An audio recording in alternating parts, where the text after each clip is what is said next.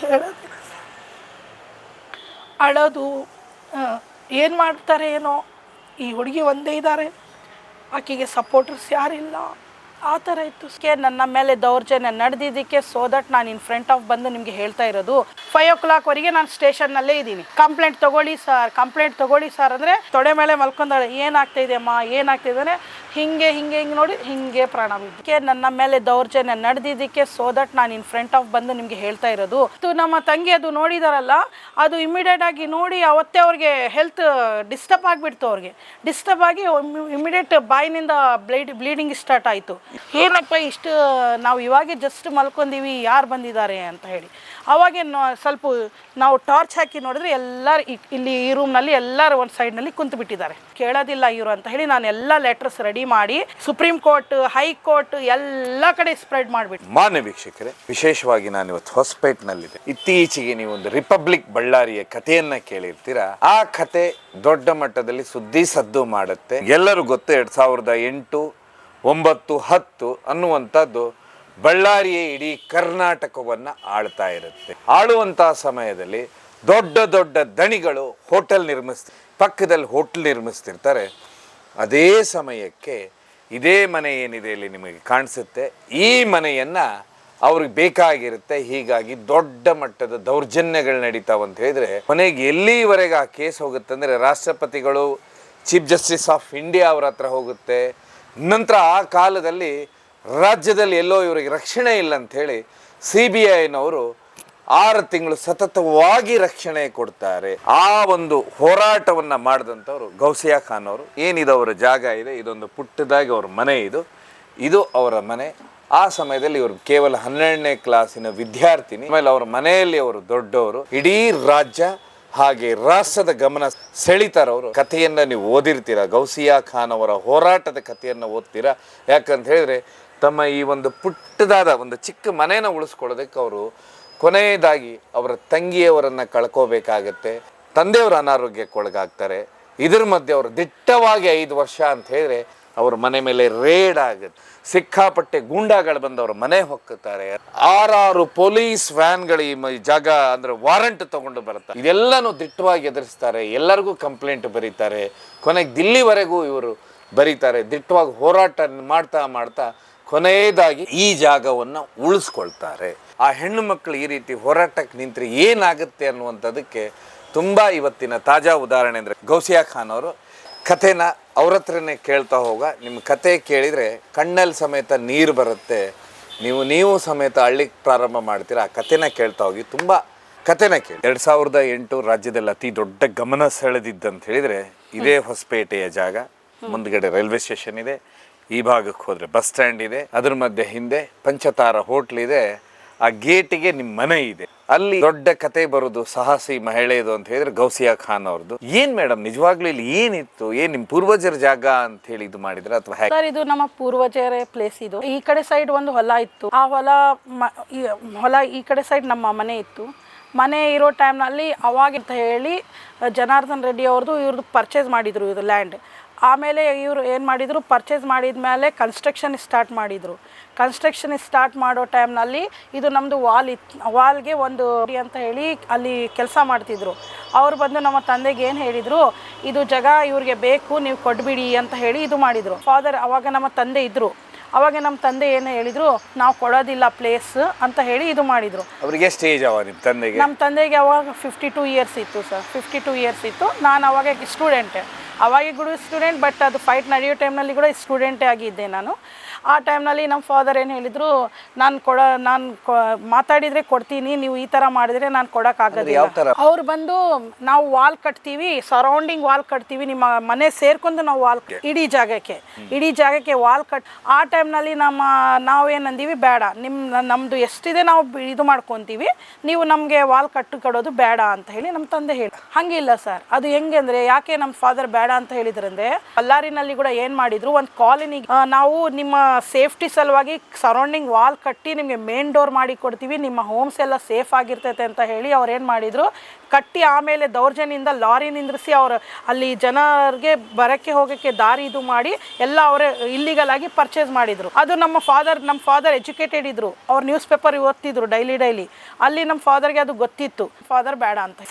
First time ಬಂದಿರೋದು. ಹಾಂ, ಗುಡ್ಸಲಿ ಇತ್ತು. ಗುಡ್ಸಲ್ ಪಕ್ಕದಲ್ಲಿ ನಮ್ಮ ಫಾದರಿನ ಶಾಪ್ ಇತ್ತು, ಪಕ್ಕದಲ್ಲೇ ನಮ್ಮ ಮನೆ. ನಿಮ್ಮ ಮನೆ ಇತ್ತು? ಹೌದು. ಅದು ಗುಡ್ಸಿಲು ಕೂಡ ನಮ್ದೇನೆ. ಹೇಳ್ತಿದ್ರು ಸರ್ ಅವ್ರ ಮ್ಯಾನೇಜರ್ ಬಂದು ನಿಮ್ಮ ಇದಕ್ಕೆ ಅವ್ರು ತಗೊಳ್ಳೋ ಈಗ ನೀವು ನಾವು ನೋಡಿದ್ವಿ ಜಾಗನ. ಈಗ ಒಟ್ಟು ಎಷ್ಟು ಮನೆ ಇತ್ತು ಇಲ್ಲಿ ಮನೆಗಳು ಏನ್ ಇದ್ದಿಲ್ಲ ಸರ್. ಇದು ಒಂದು ಲ್ಯಾಂಡ್, ಇದು ಲ್ಯಾಂಡ್ ಪಕ್ಕದಲ್ಲೇ ನಮ್ಮ ಮನೆ, ನಮ್ಮ ಪಕ್ಕದಲ್ಲಿ ನಮ್ದು ಲ್ಯಾಂಡ್ ಕೂಡ ಇದ್ದಿಲ್ಲ. ಅದು ನಮ್ಮ ಮನೆ ಪಕ್ಕದಲ್ಲಿ ನಮ್ಮ ದೊಡ್ಡಪ್ಪವ್ರ ಜಾಗ ಇತ್ತು, ಅದು ನಮ್ಮ ಮನೆ ಪಕ್ಕದಲ್ಲಿ. ಅದು ಕೂಡ ಅವ್ರು ನಮ್ಮ ದೊಡ್ಡಪ್ಪ ಅವ್ರು ಏನ್ ಮಾಡಿದ್ರು, ಅವ್ರ ಮ್ಯಾನೇಜರ್ಗೆ ಸೇಲ್ ಮಾಡಿಬಿಟ್ಟು. ಬಟ್ ಇಲ್ಲಿ ಇವರು ಪ್ಲೇಸ್ ಇದೆಯಲ್ಲ, ಪ್ಲೇಸ್ ಮುಂದೆಗಡೆ ಗುಡಿಸಲುಗಳು ಅವ್ರಿಗೆ ಏನು ಸಮಥಿಂಗ್ ಅಮೌಂಟ್ ಕೊಟ್ಟು JCPನಿಂದ ಬೀಳಿಸಿ ಕ್ಲೀನ್ ಮಾಡ್ಕೊಂಡ್ಬಿಟ್ರು ಅವರು. ಅದಕ್ಕಿಂತ ಮುಂಚೆ ಇವ್ರು ಏನು ಮಾಡ್ತಿದ್ರು ಸರ್, ಕೌನ್ಸಿಲರ್ಗಳಿಗೆ ದಿನ ಕಳ್ಸೋದು ಮನೆ ಹತ್ರ, ಸಾಹೇಬ್ರು ಕರೀತಾ ಇದ್ದಾರೆ ಬಾ, ನಿಮ್ಮ ಮನೆ ತಗೊಳ್ಳೇಬೇಕು ಅಂತ ಹೇಳಿ ದಿನ ಹರಾಸ್ಮೆಂಟ್. ನಮ್ಮ ಹೋಟೆಲ್ಗೆ ಬರಬೇಕು, ಹೋಟೆಲ್ ಇದೆ ಅಲ್ಲಿ ಬರಬೇಕು ಮಾತಾಡಕ್ಕೆ ಅಂತ ಹೇಳಿ ಕರಿಯೋದು. ನಮ್ಮ ಫಾದರ್ ಅಂತಿದ್ರು, ನಾನು ಯಾಕೆ ಹೋಟೆಲ್ ಹತ್ರ ಬರಲಿ ಅಪ್ಪ, ನಿಮಗೆ ಬೇಕಂದರೆ ಬಂದು ಮಾತಾಡ್ರಿ ಅಂತ ಹೇಳ್ತಿದ್ರು. ಅವಾಗ ನಮ್ಮ ಫಾದರ್ಗೆ ಫುಲ್ ಆರಾಮಿದ್ದಿಲ್ಲ, ಅಂಗಡಿನಲ್ಲೇ ಮಲ್ಕೊಂಡಿದ್ರು. ಅವರು ಬಂದು ಕರೆದ್ರು, ನನಗೆ ಆರಾಮಿಲ್ಲ, ನಾನು ಬರೋಕ್ಕಾಗೋದಿಲ್ಲ, ನನ್ನ ಮಗಳು ಬಂದು ನಿಮಗೆ ಮಾತಾಡ್ತಾರೆ ಅಂತ ಹೇಳಿದರು. ನನಗೆ ಬಂದು ಹೇಳಿದರು, ಈ ಥರ ಹೋಗಿ ಮಾತಾಡು. ನಾನು ಅಂದೆ ಅವಾಗ, ಏನು ಮಾತಾಡಬೇಕು, ಈ ಥರ ಹೇಳ್ತಾ ಇದ್ದಾರಮ್ಮ ಅವರು, ನೋಡು ಏನು ಮಾತಾಡ್ತೀಯ, ನಿನಗೆ ಏನು ತಿಳಿತೈತೆ ಅದು ಮಾತಾಡಂತ ಹೇಳಿದರು. ಆಯಿತು ಅಂತೇಳಿ ನಾನು, ನಮ್ಮ ತಮ್ಮ, ಇನ್ನೊಂದು ಥರ್ಡ್ ತಮ್ಮ ಜಾಫರ್ ಅಂತ ಇದ್ದಾನೆ, ನಾನು ಅವನು ಇಬ್ಬರು ಹೋಗಿ ನಮಗೆ ಹೋಟೆಲ್ನಲ್ಲಿ ಒಳಗಡೆ ಬರ್ರಿ ಅಂತ ಹೇಳಿದರು.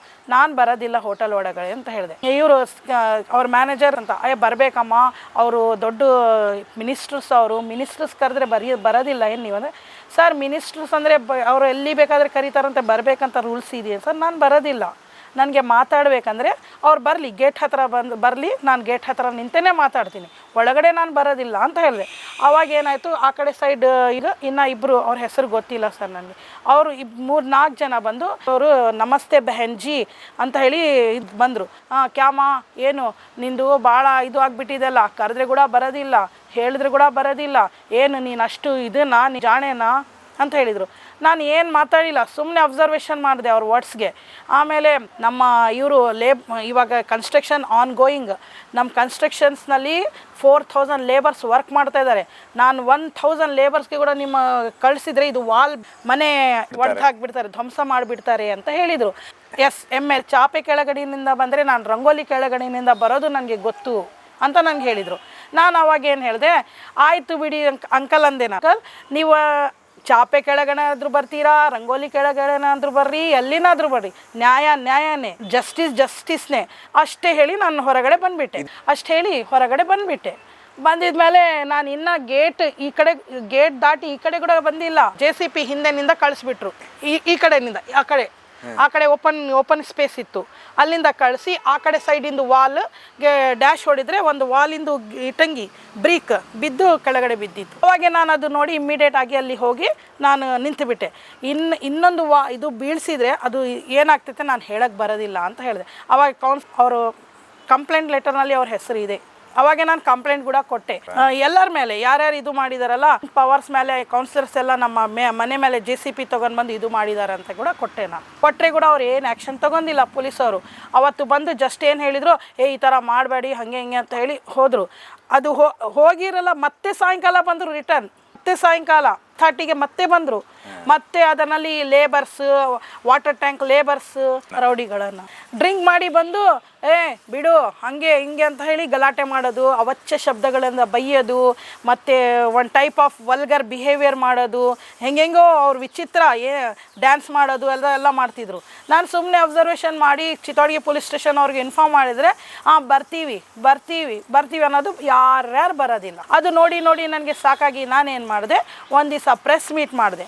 ಪ್ರೆಸ್ ಮೀಟ್ನಲ್ಲಿ ಎಲ್ಲ ಅಂದ್ಬಿಟ್ಟೆ, ನನಗೆ ಈ ಥರ ಶಾಸಕರನಿಂದ ಮತ್ತು ಇವರು ಬೆಂಬಲಿಗರಿಂದ ನನಗೆ ಭಾಳ ಅನ್ಯಾಯ ಆಗ್ತೈತೆ ಮತ್ತು ಭಾಳ ತೊಂದರೆಗಳು ಉಂಟಾಗ್ತಾ ಇದ್ದಾವೆ ಅಂತ ಹೇಳಿ ನಾನು ಹೇಳಿದ ಮೇಲೆ ಅದು ಎಲ್ಲರಿಗೆ ಪಬ್ಲಿಸಿಟಿ ಆಯಿತು. ಆಗ ನೀವೇನು ಕಲಿತಾ ಇದ್ರಾ? ನಾನು ಅವಾಗ ಇದು ಇತ್ತೆ ಸರ್, PUC ಸೆಕೆಂಡ್ ಇಯರ್ ಇದ್ದೆ ನಾನು.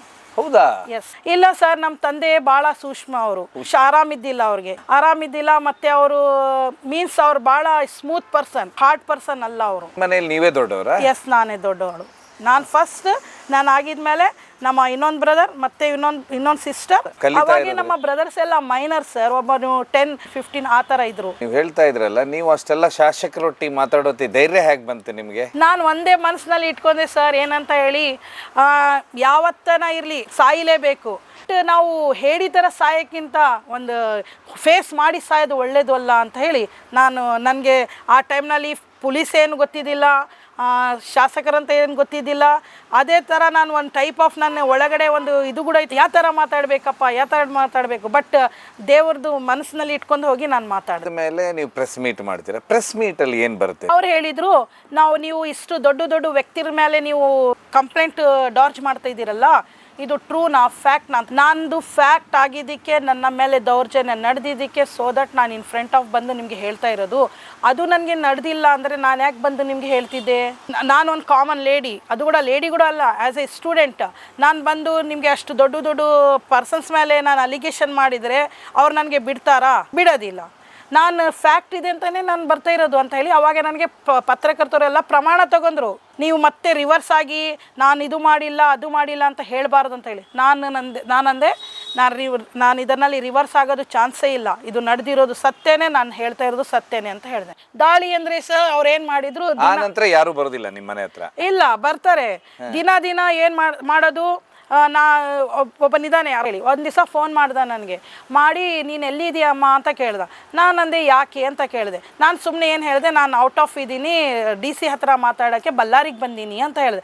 ಹೌದೇನು ಅಂತ ಹೇಳಿ, ನಾನು ಇಲ್ಲ ಅಲ್ಲ ಹುಡುಗಿ ಅಂತ ಹೇಳಿ ನಾನು ಸುಮ್ಮನೆ ಹೋಗಿ ಅಲ್ಲಿ ನಮ್ಮ ಟೈಲರ್ ಶಾಪ್ ಇದೆ, ಅಲ್ಲಿ ಸುಮ್ಮನೆ ಕುಂತಿದ್ದೆ. ನಾನು ಇಲ್ಲಿ ಏನೋ ನಡೀತೈತೆ ಅಂತ ನನಗೆ ಅವಾಗೇ ನಾನು ಅಲ್ಲಿ ಕುಂತೀನಿ. ಇಮ್ಮಿಡಿಯೇಟಾಗಿ 5:30ಗೆ ನನಗೆ ಫೋನ್ ಬಂತು ನಮ್ಮ ಮನೆಯಿಂದ. ನೀನು ಎಲ್ಲಿದೆಯಾ ಅಂದರೆ, ಯಾಕೆ ಅಂದರೆ ಇಲ್ಲಿ ಒಂದು 25 ಮೆಂಬರ್ಸ್ ನಮ್ಮ ಫಾದರ್ ಪ್ರಾಪರ್ಟಿ ಸೇಲ್ ಮಾಡಿಬಿಟ್ಟಿದ್ದಾರಂತೆ, ಎಲ್ಲ ಡಾಕ್ಯುಮೆಂಟ್ಸ್ ತೊಗೊಂಡು ಬಂದಿದ್ದಾರೆ ಅಂತ ಹೇಳಿದರು. ನಾನಂದೆ ಹೌದಾ, ಬರ್ತೀನಿ ತಡಿಯಪ್ಪ, 5 ನಿಮಿಷದಲ್ಲಿ ನಾನು ಮನೆ ಹತ್ರ ಇರ್ತೀನಿ ಅಂತ ಹೇಳಿ ನಾನು ಬಂದು ಅಲ್ಲಿ ನಾನಂದೆ, ಯಾರಪ್ಪ ನೀನು? ನಾನು ಖಾಲಿದ್. ಏನು ಅಂದರೆ, ನಾನು ರೆಪ್ರೆಸೆಂಟೇಟಿವ್, ನಾನು ನಿಮ್ಮ ಫಾದರ್ ಸೇಲ್ ಮಾಡಿರೋದು ಡಾಕ್ಯುಮೆಂಟ್ಸ್ ಇದೆ ನಮ್ಮ ಹತ್ರ, ನೀವು ಇದು ಇವಾಗ ಇಮ್ಮಿಡಿಯೇಟಾಗಿ ಬಿಟ್ಟು ಹೋಗಬೇಕು. ನಾನಂದೆ ಯಾಕೆ ಬಿಟ್ಟು ಹೋಗಬೇಕು? ಏನು ಸೇಲ್ ಮಾಡಿದರೆ ಪೇಪರ್ ತೋರಿಸು ಅಂತ ಹೇಳಿದೆ ನಾನು. ಯಾಕೆ ತೋರಿಸ್ಬೇಕು? ನಾವು ಹೇಳೋದು ವರ್ಡ್ಸ್ನಲ್ಲಿ ನಾನಂದೆ, ಎಲ್ಲರೂ ವರ್ಡ್ಲಿ ಲ್ಯಾಂಗ್ವೇಜ್ ಇದು ಮಾಡ್ಕೊತಿದ್ರೆ ಡಾಕ್ಯುಮೆಂಟ್ಸ್ಗೆ ವ್ಯಾಲ್ಯೂ ಇರೋದಿಲ್ಲ, ತೋರಿಸು ಅಂತ ಹೇಳಿದೆ ನಾನು. ತೋರ್ಸಂತದಕ್ಕೆ ತೋರ್ಸಕ್ಕೆ ರೆಡಿ ಇಲ್ಲ. ನಾನು ಹಿಂಗೆ ಹಿಡ್ಕೊಂಡಿದ್ದೆ, ನಾನು ಸ್ನ್ಯಾಚ್ ಮಾಡಿ ಇಮಿಡಿಯೇಟಾಗಿ ಹಿಂಗೆ ಹೋದರೆ ನಾನಂದೆ, ಈ ಡಾಕ್ಯುಮೆಂಟ್ಸ್ ನಮ್ಮದು ಅಲ್ಲನೇ ಅಲ್ಲ, ಈ ಸಿಗ್ನೇಚರ್ ನಮ್ಮ ಫಾದರ್ದೇ ಅಲ್ಲನೇ ಅಲ್ಲ, ಯಾಕಂದರೆ ನಮ್ಮ ಫಾದರ್ ಹ್ಯಾಂಡ್ ರೈಟಿಂಗ್ ನನಗೆ ಗೊತ್ತು. ನಾನು ಅಂತ ಹೇಳಿದೆ, ತಪ್ಪು. ಇಷ್ಟು ಚೆನ್ನಾಗಿ ಇದು ಮಾಡ್ತೀಯಲ್ಲ, ನೋಡಿಯಲ್ಲ. ನನ್ನ ಕೈನಲ್ಲಿ ಡಾಕ್ಯುಮೆಂಟ್ಸ್ ನನ್ನ ಕೈನಲ್ಲಿಂದೇ ಡಾಕ್ಯುಮೆಂಟ್ಸ್ ಎಲ್ಲ ನಾನು ನೋಡಿ ನಮ್ಮ ಫಾದರ್ ಹ್ಯಾಂಡ್ ರೈಟಿಂಗ್, ನಮ್ಮ ಫಾದರ್ ನನಗೆ ಡಾಕ್ಯುಮೆಂಟ್ಸ್ ಕೊಟ್ಟಿರೋದು, ಇದು ಮನೆಯೆಲ್ಲ ಡಾಕ್ಯುಮೆಂಟ್ಸ್ ನನ್ನ ಹ್ಯಾಂಡ್ ಓವರ್ನಲ್ಲಿದೆ, ನೋಡಿ ಕೂಡ ನಾನು ಯಾಕೆ ಐಡೆಂಟಿಫಿಕೇಷನ್ ಮಾಡೋದಿಲ್ಲ ಸರ್ ಅಂತ ಹೇಳಿದೆ ನಾನು. ಇವಾಗ ಬಿಟ್ಟು ಹೋಗಿಲ್ಲ ಅಂದರೆ ನಾವು ಇನ್ನೂ ಏನೇನು ಮಾಡ್ತೀವಿ ನಿನಗೆ ಗೊತ್ತಿಲ್ಲ ಅಂತ ಹೇಳಿದರು. ಆಯಿತು ಅಂದರೆ ನಾನು ಇಮ್ಮಿಡಿಯೇಟಾಗಿ ನಮ್ಮ ಲಾಯರ್ಗೆ ಫೋನ್ ಮಾಡಿದೆ. ನೋಡಿ ಸರ್, ಈ ಥರ ಮಾತಾಡ್ತಾ ಇದ್ದಾರೆ ಅಂದರೆ ನಮ್ಮ ಲಾಯರ್ ಅನ್ನೋದು ಫೋನ್ ಕೊಡಮ್ಮ ಅವ್ರಿಗೆ, ಮಾತಾಡ್ತೀನಿ. ಅವ್ರು ಮಾತಾಡಿಲ್ಲ. ನಾನು ಅದು ಸ್ನ್ಯಾಚ್ ಮಾಡ್ಕೊಂಡು ಒಂದೇ ಮಾತು ಹೇಳಿದೆ, ನಾನು ಇದು ಹೋಗಿ ಸೀದಾ ಪೊಲೀಸ್ ಕಂಪ್ಲೇಂಟ್ ಮಾಡಿ ನಿಮ್ಮ ಮೇಲೆ 420 ಕೇಸ್ ಹಾಕಿ, ಚೀಟಿಂಗ್ ಕೇಸ್ ಹಾಕಿ, ಫೋರ್ಜ್ ಡಾಕ್ಯುಮೆಂಟ್ ಮಾಡಿದ್ದಾರೆ ಅಂತ ಹೇಳಿ ಹಿಂಗೆ ಹಿಡ್ಕೊಂಡಿನಿ. ಹಿಂದಿನಿಂದ ಬಂದು ಇಲ್ಲಿಂದ ಒಬ್ಬರು ತಗೊಂಡು ಹೋಗ್ಬಿಟ್ರು. ವಿತಿನ್ ಸೆಕೆಂಡ್ನಲ್ಲಿ ಅಲ್ಲಿ ನಿಂತೇ ಇಲ್ಲ ಅವರು, ಎಸ್ಕೇಪ್. ಅವಾಗ ಇನ್ನೊಬ್ಬನು ಮೇಲೆ ಬರ್ತಿದ್ದ, ಹೊಡಿಯೋಕೆ ಒಂದು ಈ ಥರ ತಳ್ಳಕ್ಕೆ ನನಗೆ. ನಾನು ಹಿಂಗೆ ತಳ್ದು ಅವನಿಗೆ ಅಲ್ಲಿ ಇದು ಮಾಡಿಬಿಟ್ಟೆ. ನಂತರ ಆ ದಿವಸ ಕಂಪ್ಲೇಂಟ್ ಆಗುತ್ತಾ? ಕಂಪ್ಲೇಂಟ್ ಮಾಡಿದೆ ಸರ್, ಬಟ್ ಪೊಲೀಸ್ ಕಂಪ್ಲೇಂಟ್ ತೊಗೊಂಡಿಲ್ಲ ನಂದು. ಏನಂದ್ರು? ನಾವು ಸಣ್ಣ ಪುಟ್ಟ ಇದಕ್ಕೆ ನೀನು ಬರೀ ಕಂಪ್ಲೇಂಟ್ ಮಾಡೋಕ್ಕೆ ಬರ್ತೀಯಲ್ಲಮ್ಮ ಅಂತ ಹೇಳಿದ್ರು. ನಾನಂದೆ, ಸಣ್ಣ ಪುಟ್ಟ ಅಲ್ಲ ಸರ್, ಇದು ಯಾರನ್ನ ಡಾಕ್ಯುಮೆಂಟ್ಸ್ ಮೇಲೆ ಇದು ಮಾಡಿದ್ರೆ ಇದು ಮಾಡೋಕ್ಕೆ ನೋಡೋಕೆ ಬರೋದಿಲ್ಲ ಏನಂತ ನನಗೇನೆ ಹೇಳಿದರು. ನಿಮ್ಮ ಡಾಕ್ಯುಮೆಂಟ್ಸ್ ನೀವು ತೊಗೊಂಡು ಬರ್ರಿ ಅಂತ ಹೇಳಿ ನಾನು ನನ್ನ ಡಾಕ್ಯುಮೆಂಟ್ಸ್ ತೊಗೊಂಡೋಗಿದ್ಮೇಲೆ ನೋಡಿ ಅಂತ ಹೇಳಿ ಮತ್ತೆ ನಾನು ರಿಟರ್ನ್ ಇಸ್ಕೊಂಡು ಬಂದುಬಿಟ್ಟೆ, ಅದು ಜಿರಾಕ್ಸ್. ಆಮೇಲೆ ಅದು ಆಯಿತು, ಒಂದು 2 ಡೇಸ್ ಆಯಿತು. 2 ಡೇಸ್ ಆಗಿದ್ಮೇಲೆ ಮತ್ತೆ ರಾತ್ರಿ ನೈಟ್ 1 o'clockಗೆ ನೆಕ್ಸ್ಟ್ ಡೇ ಮತ್ತೆ ಕಳಿಸಿದ್ರು ಕುಡಿಸೋದು. ಅವರು ಲಾರಿ ಡ್ರೈವರ್ಸ್ಗೆ ಮತ್ತು ಕ್ಲೀನರ್ಸ್ಗೆ ಕಳಿಸೋದು. ದಿನ ಜಗಳ. ಊಟ ಮಾಡೋಕ್ಕೆ ಕೂಡ ನಮಗೆ ಇದು ಇಲ್ಲ, ನಿದ್ದೆ ಮಾಡೋಕ್ಕೆ ಕೂಡ ಇಲ್ಲ. ಸಾಯಂಕಾಲ 5 o'clock ಆದರೆ ಇವ್ರದ್ದು ಜಗಳ 5 o'clock ಅಪ್ ಟು 9, 10, 11 ತನಕ ಜಗಳನೇ. ಅವತ್ತು ಪೊಲೀಸವ್ರಿಗೆ ಹೇಳಿದರೆ ಅವರು ಒಂದು ದಿವಸ ಪೊಲೀಸವ್ರು ಬಂದು ಅವಾಗ ನಾನು ಅಂದೆ ಸಬ್ ಇನ್ಸ್ಪೆಕ್ಟರ್ ಅವ್ರಿಗೆ ಹೇಳಿದೆ ನಾನು, ಇಲ್ಲ ಸರ್ ಇವ್ರು ದಿನ ಬಂದು ಜಗಳ ಮಾಡಕತ್ತಾರಲ್ಲ, ನನ್ನ ಕಂಪ್ಲೇಂಟ್ ಕೂಡ ನೀವು ಅಕ್ಸೆಪ್ಟ್ ಮಾಡ್ತಾ ಇಲ್ಲ, ಇವ್ರದ್ದು ದಿನನೇ ಹೆಚ್ಚಿಗೆನೇ ಆಗ್ತೈತಲ್ಲ ಸರ್ ಅಂದರೆ, ನಾವೇನು ಮಾಡಬೇಕಮ್ಮ, ನೀನು ಕೊಟ್ಬಿಟ್ರೆ ಆಯಿತು, ಅವರು ದೊಡ್ಡವರು ಮಿನಿಸ್ಟರ್ಸ್ ಅವರು, ನೀನು ಮಿನಿಸ್ಟರ್ಸ್ಗೆ ತಕ್ಕಂತೆ ಜಗಳ ಮಾಡೋಕ್ಕೆ ರೆಡಿ ಇದೆಯೇನು, ನಿನ್ನ ತಲೆ ದೊಡ್ಡದಿದೆ ಅಂತ ಹೇಳಿ ತೊಗೊಂಡೋಗಿ ಕಲ್ಲು ಮೇಲೆ ಇದು ಮಾಡ್ತೀನಿ ಹಿಟ್ ಮಾಡ್ಕೊತೀನಂತ ಹೇಳಿದರು. ನಾನಂದೆ ನನ್ನ ತಲೆ ಸರ್, ನನ್ನ ತಲೆಗೆ ರಕ್ತ ಬರ್ತೈತೋ ಏನೋ, ನಾನು ಬೇಕಂದರೆ ಕುಂತ್ಕೊಂಡು ಮಾತಾಡಬೇಕು ವಿನಾ ಈ ಥರ ಮಾತಾಡೋದು ತಪ್ಪಲ್ಲ ಅಂತ ಹೇಳಿದೆ ನಾನು.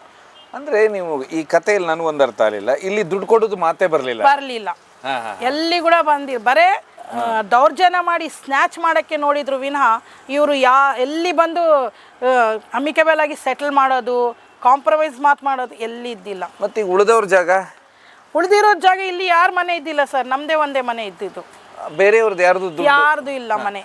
ಸರ್ ಇದಾದ ಮೇಲೆ ನೆಕ್ಸ್ಟ್ ಸ್ಟೆಪ್ಪಲ್ಲಿ ನಿಮ್ಗೆ ಇದು ಬರುತ್ತೆ ಈ ಏರಿಯಾನಲ್ಲಿ ಸರ್, ಇಲ್ಲಿ ಹೊಲ, ನಮ್ಮ ಮನೆ, ಆ ಕಡೆ ಸೈಡ್ ಹೊಲ ಅಷ್ಟೇ, ಬೇರೆ ಯಾರ್ದು ಮನೆ ಇಲ್ಲ. ಇದು ಎಲ್ಲ ನಡೀತಾ ಇದೆ ಡೇ ಬೈ ಡೇ. ಒಂದು ದಿವಸ 1 o'clock ನೈಟ್ನಲ್ಲಿ ಇವ್ರು ಏನು ಮಾಡಿದ್ದಾರೆ, ಪ್ರೀ ಪ್ಲ್ಯಾನ್ ಇವ್ರದ್ದು ಮನೆದು ಫ್ಯೂಸ್ ತೆಗೆದ್ಬಿಟ್ಟಿದ್ದಾರೆ. ಕರೆಂಟ್ ಇಲ್ಲ ನಮ್ಮ ಮನೆಯಲ್ಲಿ, ಫ್ಯೂಸ್ ತೆಗೆದು ಆ ಕಡೆ ಸೈಡ್ ಒಂದು ಡೋರ್ ಇದೆ, ಫ್ರಂಟ್ ಡೋರ್. ಆ ಫ್ರಂಟ್ ಡೋರ್ಗೆ ನಾವು ಯಾವಾಗನ ಇರಲಿ ಲಾಕ್ ಮಾಡಿ ಇಡ್ತೀವಿ. ಆ ಲಾಕ್ ತೆಗಿಯಕ್ಕೆ ಬಂದಿಲ್ಲ ಅಂದರೆ ಅವರು ಕಟ್ ಮಾಡಿ, ಈ ಕಡೆ ಸೈಡ್ ಕೂಡ ಕಟ್ ಮಾಡಿ, ಒಳಗಡೆ ಡೋರ್ ಈ ಡೋರ್ ಹಿಂಗೆ ತೆಗೆದು ಒಳಗಡೆ ನುಗ್ಗಿದ್ದಾರೆ. 25 members, 25 rowdies with liquor bottles ಇದೆ ಅವ್ರ ಕೈನಲ್ಲಿ.